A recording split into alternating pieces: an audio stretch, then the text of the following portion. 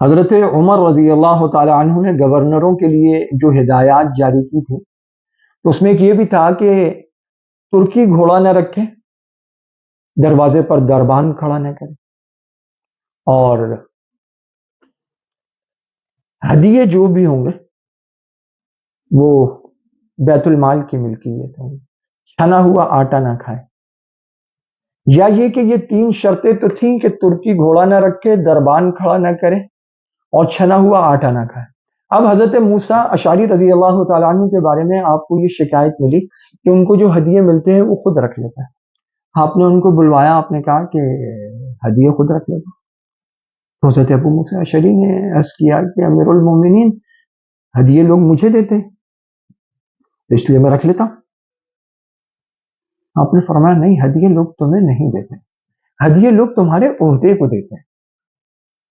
چلو ٹھیک ہے، اتارو، کپڑے اتروائے ان کے اور ٹاٹ کا لباس دیا کہ یہ پہنو، اور بیت المال کی 300-400-500 بکریاں دے دی، کہا یہ بکریاں لو، جنگل میں چراؤ۔ تو حضرت ابو موسیٰ اشعری رضی اللہ تعالیٰ عنہ ذرا اس پر جھجکے۔ حضرت عمر نے فرمایا کہ تم جھجکتے ہو، تمہارے باپ دادا یہی کرتے تھے، اور میرا باپ خطاب بھی یہ کرتا تھا اور میں بھی یہی کرتا تھا، چراؤ ہے، جنگل بھیجتی ہیں بکریوں کے ساتھ، روزانہ شام کو واپس لانی ہوتی تھی، بیت المال رپورٹ کرنی۔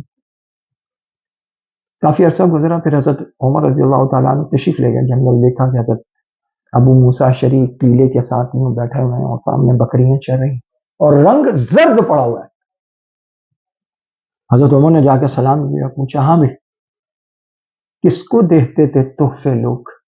حضرت ابو موسیٰ اشعری نے عرض کیا کہ امیر المومنین مجھے بات سمجھ میں آ گئی، مجھے بات سمجھ میں آ گئی، لوگ تحفے میرے عہدے کو دیتے۔